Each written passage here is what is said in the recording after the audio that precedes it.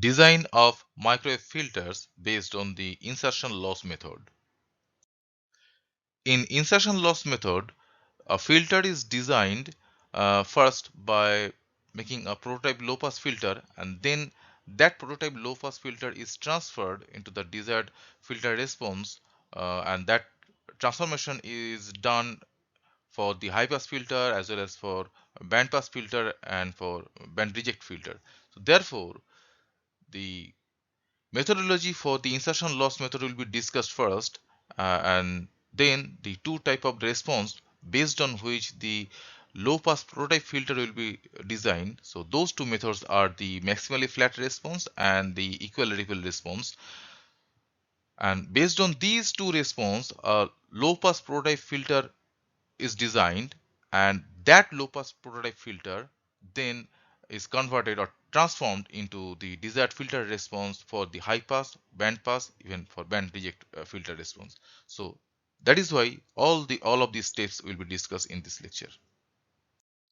The earlier filter designing method is the image parameter method, which is a simpler one, but due to some limitations, the modern method which is used to design the filter, that is the insertion loss method.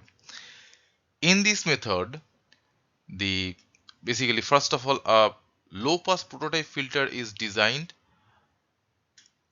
and the response is normalized in terms of its impedance as well as the frequency.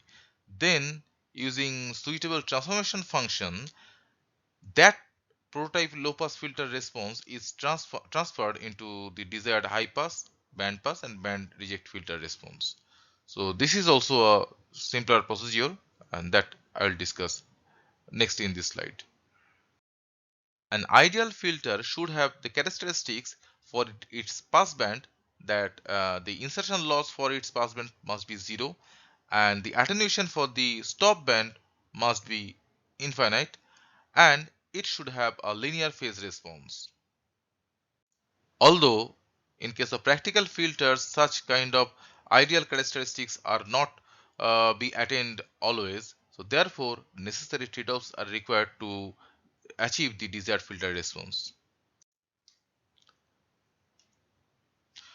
Now, by using the insertion loss method, the insertion loss is represented by the power loss ratio, and a power loss ratio is the ratio of the power available from the source to the power delivered to the load.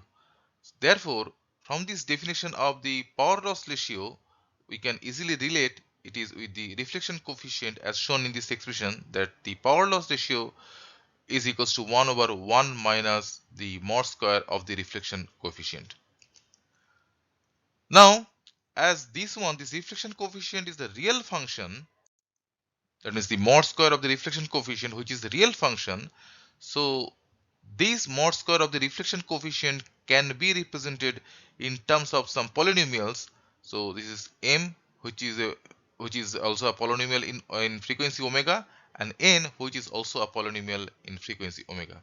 Now, plugging this equation into the equation for the power loss ratio, we can have the power loss, this expression for the power loss ratio. So in this way, the power loss ratio can be represented in terms of the polynomial in frequency omega. Now, if this polynomial is represented as shown over here, then this expression for the power loss ratio can be related with a low pass filter of type the maximally flat response or the binomial or the Butterworth response.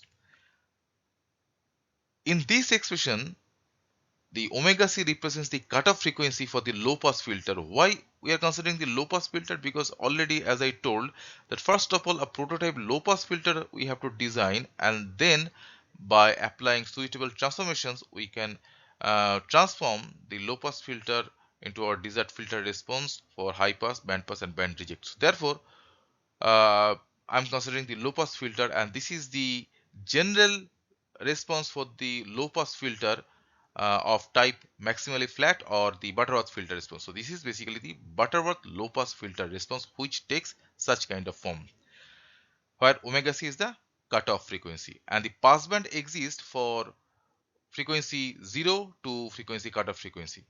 And at the cutoff frequency, this 1 plus k square times omega divided by omega c will become the 1 plus k square, because this gets cancelled. And if this power loss ratio is assumed as the minus 3 dB at the cutoff frequency, and which already we have seen, or we know the 3 dB point defines the bandwidth, at here the omega c basically is defining the bandwidth for our low pass filter. So at omega equals to omega c, this is a 3 dB bandwidth we do prefer. And if we choose, this is for at omega equals to omega c, the power loss is reduced to minus 3 dB, then this k will be equals to 1. Because since this is a power, so if you place 1 over here, so that will come 2. So this is basically half power band. It is you can relate this power loss ratio with the half power bandwidth. So for half power bandwidth, we do have this 3 dB point. So that is why at 3 dB point, this power loss ratio will be equals to for k will be equals to 1 for the power loss ratio, which will be equals to minus 3 dB. And when the frequency increases beyond the cutoff frequency, then for frequency very greater than the cutoff frequency, you can imagine this, or you can write this expression by assuming this expression is very greater than 1. We can directly write the power loss ratio is equals to or proportional to this factor. The second type of response is the equal ripple response. For equal ripple response, we expect the power loss ratio should follow this expression. This is the general expression for the equal ripple response for the power loss ratio, where this Tn represents the Chebyshev polynomial of in x of the order n. Now, at omega equals to omega c defines the cutoff frequency, but for omega very greater than omega c, this power loss ratio appears as shown in this expression, because the Chebyshev polynomial has such kind of expression for large x, where x is omega divided by omega c in this expression.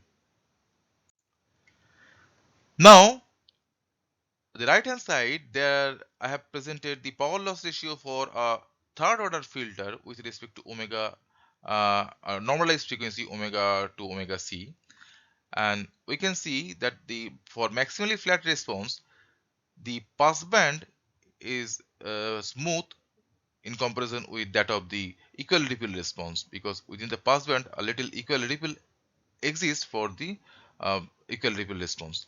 Similarly, in this second diagram also, the ripple exists for the passband for the equal ripple response. But the stop band, which in for both the cases, which is monotonically increasing, because since the y-axis I have presented, this is a power loss ratio. So as we expect, the attenuation should be faster, or the attenuation, a large attenuation should be for the stop band. So therefore, for the power loss should increase in order to represent the greater attenuation for the stop band, and for the maximally flat response, the attenuation is a bit smaller than that of the equal ripple response, because for equal ripple response, the attenuation in the stop bands is greater because the power loss is greater with respect to the maximally flat response. But however, in case of the equal ripple response, in both the passband and stop band, there exists some ripple. So the magnitude which will be usable range for the equal ripple response is shown is this one, which is but just by avoiding the ripple in both the passband and stop band. Now I'm going to design a prototype low pass filter, and based on this prototype filter, the other filters such as the high pass filter, band pass, and the band reject filter will be designed given by the particular specifications in cutoff frequency as well as the input impedance. Now in this case, I'm assuming the input impedance is 1 ohm, and cutoff frequency omega c is 1 radian per second. As I told, the prototype filter should have normalized parameters in case of the in case of impedance, and for the uh, cutoff frequency. And in this case, the order I am assuming, that is n equals to 2. And as we know, for cutoff frequency omega equals to 1, the power loss ratio appears 1 plus omega to the power 4, because k is equals to 1. As I told, the 3 dB point I have assumed is at omega equals to omega c, and that is why k becomes 1. So this is the general expression for the Butterworth low pass filter. And now I'm going to find out the parameters for this filter, and I will relate I will find the associated coefficient for this filter by comparing the general response. Now if you look from this side, because this is the source impedance, this 1 ohm, this is a source impedance, and when you are looking from this terminal, so this represents the Zin, represents the input impedance for the filter. So the input impedance can easily be obtained, because this input impedance is the series combination of this inductance with the parallel combination of this capacitor and resistor. So that is why I am obtaining this expression. And as I know, the reflection coefficient is equals to the input impedance minus 1 divided by input impedance plus 1, because this 1 is the 1 ohm impedance for the source, and this input impedance is appearing at this between these two terminals. So that represents the reflection coefficient from these terminals. So that is why the input impedance minus 1 divided by input impedance plus 1, where this 1 is due to the source impedance. And now plugging this expression for the power loss ratio, which is equals to 1 over 1 minus gamma square, is the reflection coefficient, we can obtain the power loss ratio in terms of the input impedance, and the expression is as shown over here. Now from this expression, the Zin, we can easily get the expression for Zin plus a conjugate of the input impedance, which is this one, and this one Zin plus 1 and mod square of Zin plus 1 can be written as this one. Now if we plug these two expression into the expression for the power loss ratio, this expression for the power loss ratio, a little rearrangement can be done to get this expression for the power loss ratio. And as we know, the desired response for the power loss ratio for Butterworth filter is this one, for k equals to 1 and cutoff frequency is equals to 1 radian per second. Then we can compare the obtained one with the desired one.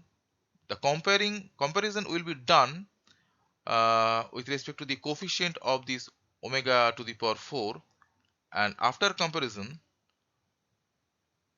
I'm getting this r equals to 1, because the coefficient for omega square is 0 over here.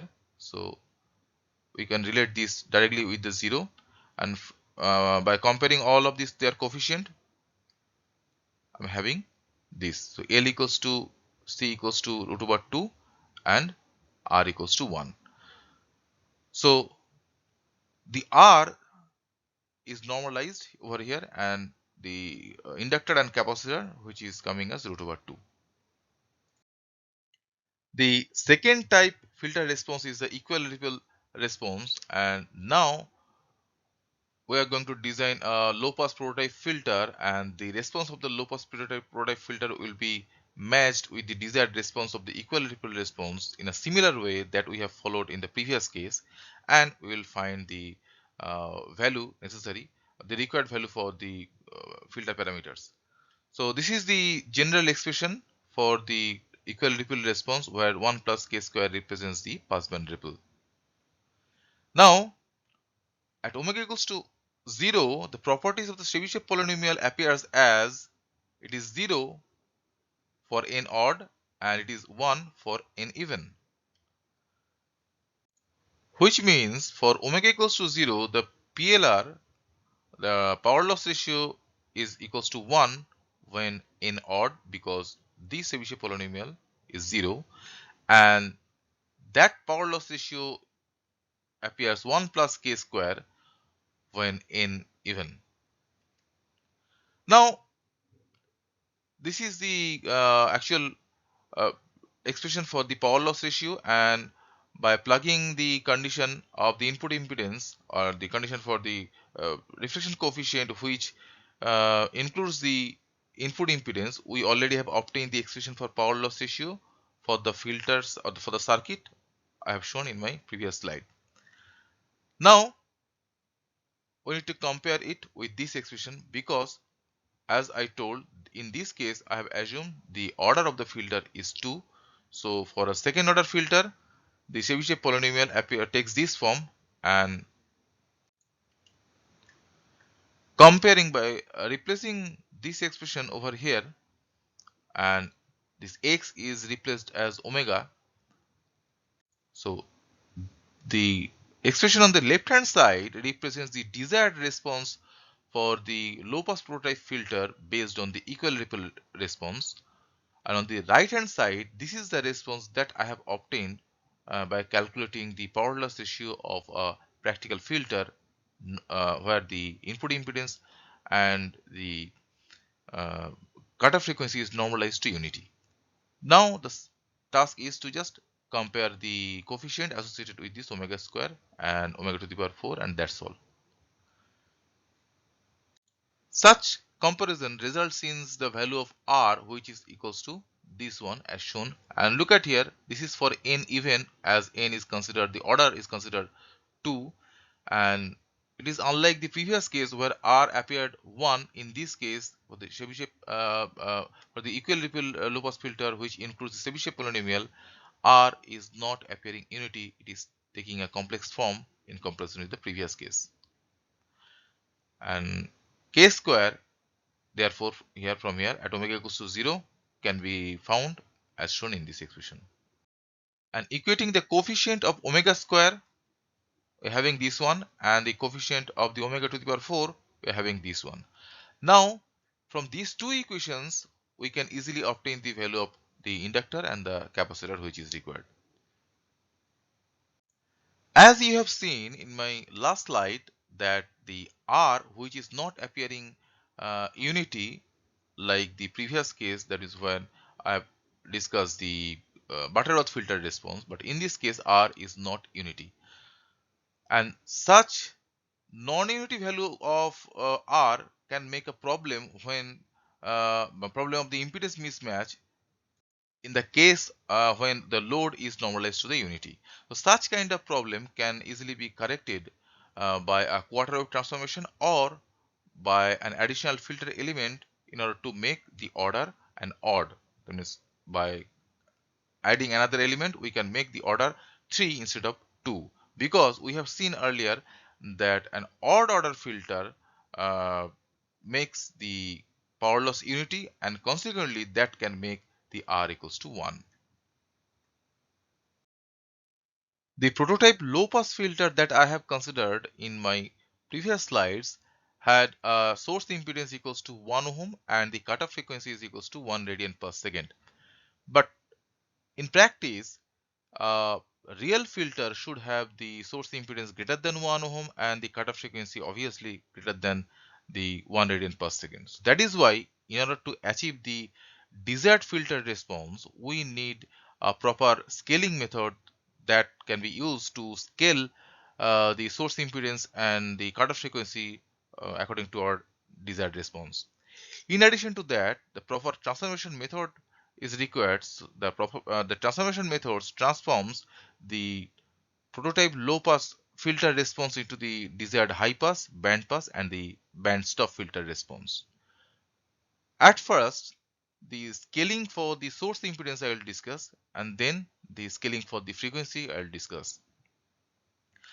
So, in order to achieve the source impedance greater than 1 ohm, say for example, as I have considered that I want to get the source impedance equals to R naught, it is very simple. Just multiply each and every element in the prototype filter by the desired resistance. So in this case, the desired resistance to which I want to change the source impedance, that is the R naught, And now the original element was used for the prototype filter was this inductance L, this capacitor C, and the load resistance RL. So therefore here I'm just multiplying this R naught with L with this L, and I'm obtaining the new inductor, that is L dashed. And similarly, but in this case of capacitor, I have to divide this capacitor by the desired resistance, and in order to obtain the new value of the capacitor. Automatically, this scaling will shift the source impedance from 1 ohm to this R naught, and this is the desired impedance to which I want to shift the source impedance. Therefore, according to this rule, I have to multiply this R naught with the load impedance also, and the new load impedance will be defined as shown over here, which is the product of R naught and RL.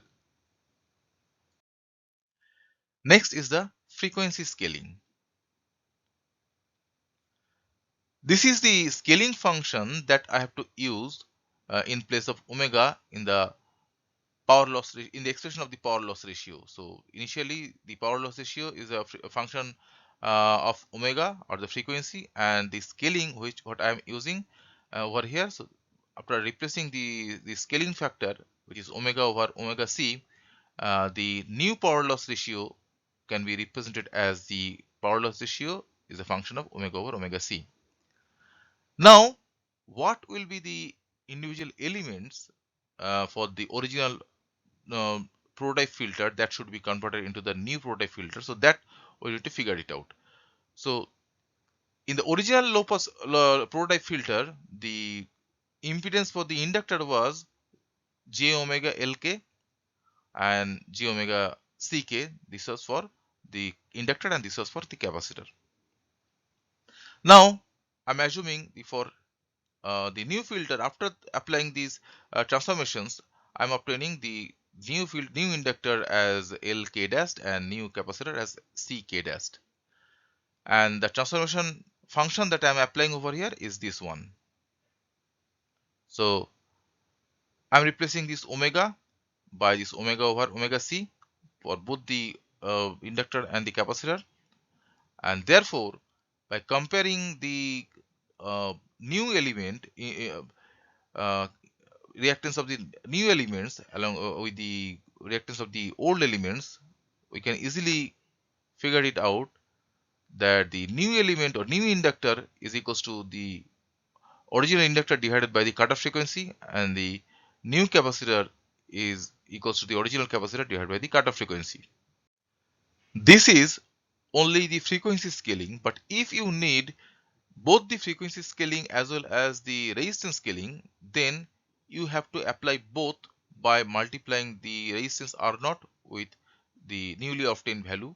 So the new value of the inductor that you can get for both type of scaling is R naught times L divided by omega c, and for the capacitor that should be this one. And this is the plot for the power loss ratio.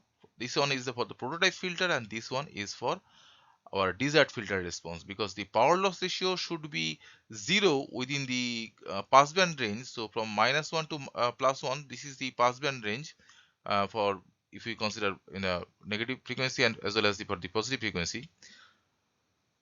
But when you are applying this transformation function, so that transformation function transforms or the scales these cutoff frequency to the desired frequency, the cutoff frequency at omega c. Now the transformation method that should be used to transform the low pass filter response into the desired high pass filter response. In my last slide, by applying the scaling method, I have scaled up the cutoff frequency for the low pass filter from 1 radian per second to the desired one, that is the omega c. And this response is the response for a low pass filter, because the low pass filter response here I have plotted with respect to the power loss ratio, and that states that within the passed band the power loss ratio should be close to 0 or as small as possible, and within the stop band the attenuation should be greater. So that means the power loss should be greater. So from here you can see that as long as the frequency of the signal remains within the range of the 0 to cutoff frequency or less than the cutoff frequency, then the power loss ratio remains close to 0, and when it becomes greater than the cutoff frequency, then the power loss ratio increases and it increases the attenuation. On the other hand,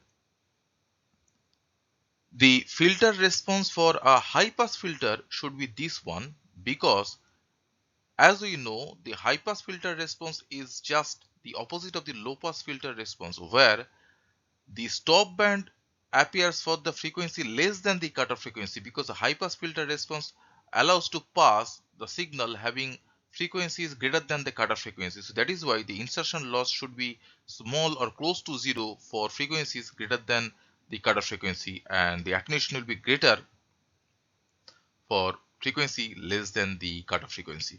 Therefore, this response is for the high pass filter response in terms of the power loss ratio. Now, comparing these two response, that means the low pass and high pass, we can say that if you transform this response on the positive side of the power loss ratio of the low pass filter on the negative side, and if we transfer this response which exists in the negative side of the power loss ratio of the low pass filter response on the positive side, then we may get such kind of response. So therefore, basically we are transforming these cutoff frequencies in a negative direction. That is where we have used this omega divided by omega c for the low pass filter.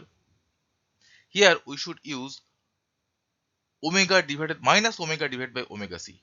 But wait, it is not the minus omega divided by omega c, because it is the high pass filter response, and we know for the high pass filter and the low pass filter, the responses are just opposite to each other. So that is why we have to use minus omega c over omega, in contrast to the low pass filter response, where we have used the transformation function as omega over omega c, but here the omega c over omega along with this negative sign.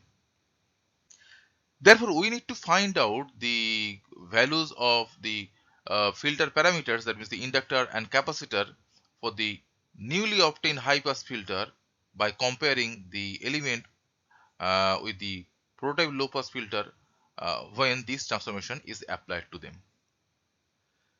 So on this side, I'm going to write the existing parameters for the prototype low pass filter, and here the newly obtained parameter for the desired high pass filter, and the transformations that I am going to apply is this one.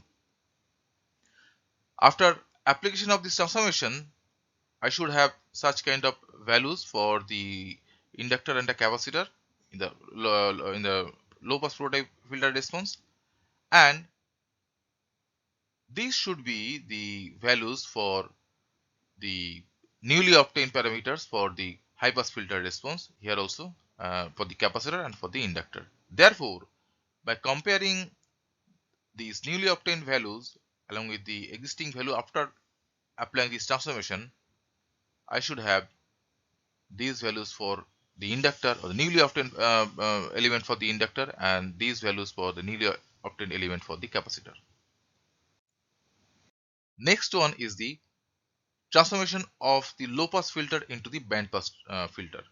Now this is the response for the low pass prototype filter, where if you consider only the positive frequency side, so within the range of the cutoff frequency starting from 0, the insertion loss is small or close to 0, because this range, the frequency of this range should pass, and the insertion loss increases in order to indicate the greater attenuation for the signal beyond the range of the cutoff frequencies.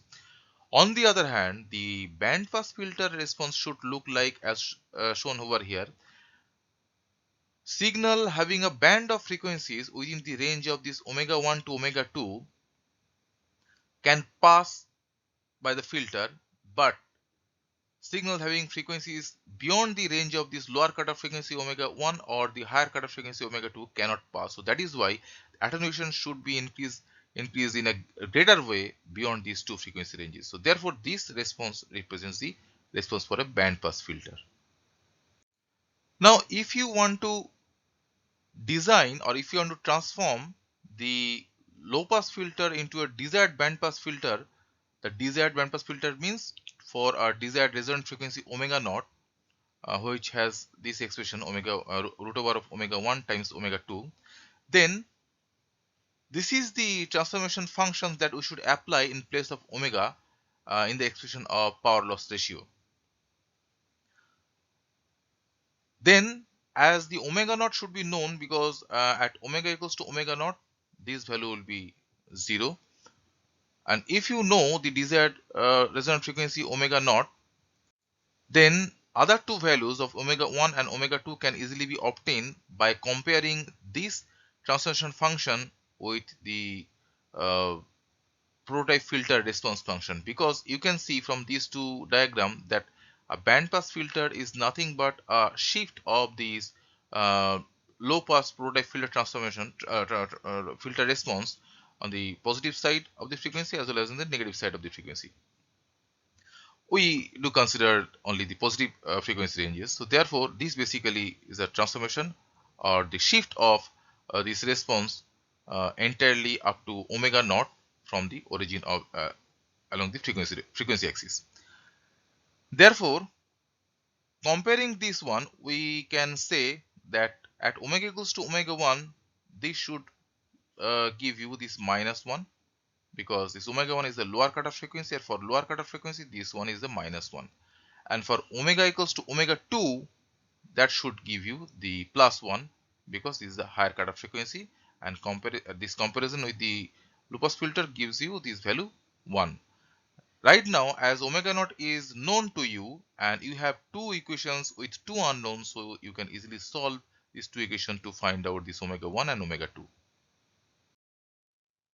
Now I have to replace this function, this transformation function, as the omega in the response of low pass prototype filter. So therefore these are the elements that I have used for the prototype low pass filter, and here I am going to replace this omega by this transformation functions, that similar way that I did for all my previous cases.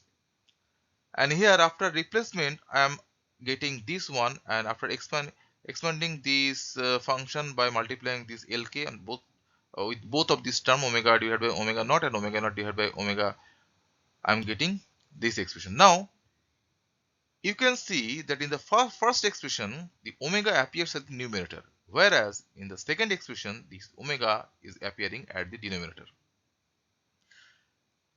That is why I can relate this expression as some reactance with some inductor, and this one as the reactance part of the capacitor.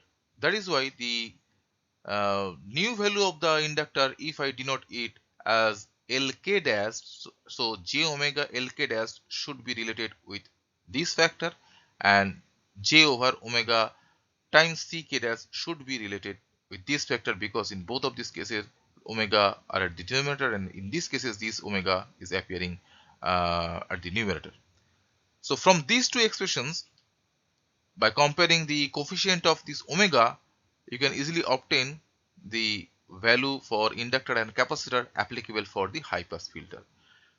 But what I have done, I have obtained the equivalent inductor and the capacitor for the existing value of the inductor in the case of low pass prototype filter. So that means a low pass prototype filter, in the case of low pass prototype filter uh, holding an inductor, is converted into a series combination of a new inductor and a new capacitor, because this is the expression that represents the series combination of an inductor along with a capacitor.